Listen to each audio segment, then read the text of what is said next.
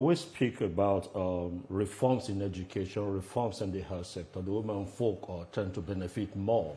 Now, what type of reform? Because we're talking about grassroots mobilization. Now, if the women benefit from health care and they benefit from education, they'll be interested even in election because they know that, okay, there's something for me in the system. What kind of reforms would you also expect that government begin to introduce? Yeah, government is doing much, but they can do much more.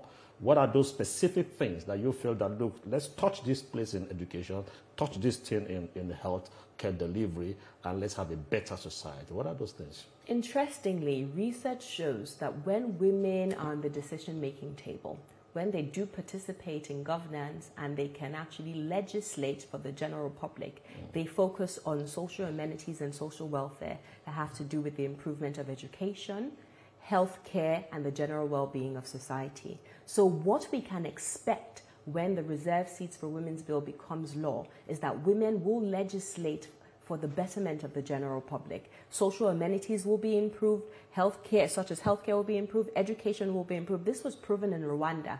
It was proven in Senegal. It was proven in South Africa. Ghana and Kenya are also implementing this. So there is a track record of when women lead, the nation rises. So this will also happen in Nigeria. Well, there's also this growing concern that, you know, when women tend to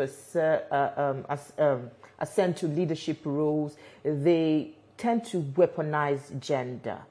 And if you cast your mind back a little bit, you understand what I'm talking about. How do you, change this narrative and, make it more comfortable for people to accept women in leadership roles and not have that fear of them weaponizing gender, and know that it's just for the common good that the women also have a say when it comes to leadership roles and in terms of power? I would have to throw the question back to you. What do you mean weaponizing gender? Well, I don't know how to put that, but when I say weaponizing gender, in the sense that maybe you accuse the men or maybe play mind games on the men, I don't want to sound offensive, but I believe you understand what I'm talking about. Okay. I would say, just because we're national TV, I would say that's total BS. That's bollocks. Women don't do that. I think a subset of people are threatened by women folk, right? As I said earlier, it's been a boys' club for so long, and opening it up to a different set of people can be a bit threatening. But I want to assure our male folk, do not be threatened by women entering into politics and into the decision-making table. We can only enrich the quality of your decisions and make Nigeria a better place. Yeah, I know there's that support that, and you're positive that it will be passed by the 10th National Assembly.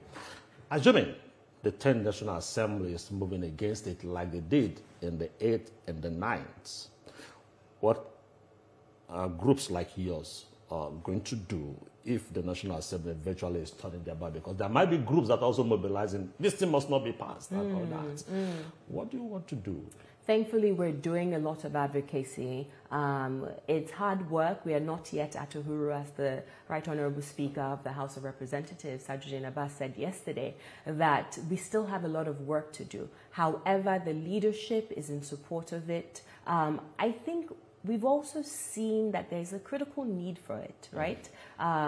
We've seen when women ascend into power, when they shatter specific glass ceilings, there have been a lot of progress. There have been a lot of dividends trickled down to the poorest of the poor in our society. So we want to replicate that until it becomes critical mass.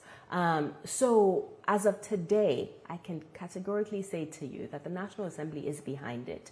And I'm a type of person, I don't plan for plan B, I don't plan for failure. I'm one-track minded, we are going to succeed, we are all going to mobilize ourselves. The media, both of you are going to become ambassadors of this bill, and all hands will be on deck to ensure that this becomes law. Well, let's talk about empowering women to the future. Currently, girls contribute to the highest number of out-of-school children as we have it here in Nigeria. So how are we tackling this to ensure that our future is more secure, especially for the women? That's a brilliant question. At TOS Foundation, I'll speak specifically about the foundation I run. We focus on women and girls. Our core focus actually is giving women startup capital.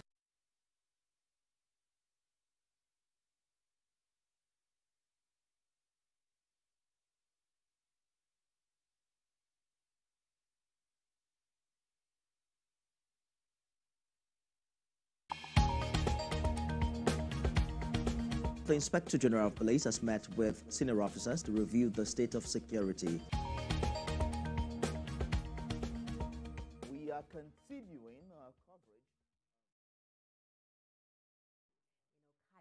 You know, these are girls who have yearned for quality education, and all they needed was a helping hand. And we've been able to provide that to them. And we believe that education is critical for the development of our nation. So there are other foundations like mine who are doing a lot. And we just need to couple, you know, the work that we're doing with those in government, with the policies of government, to ensure that we're able to scale these programs to reach, all the corners of Nigeria.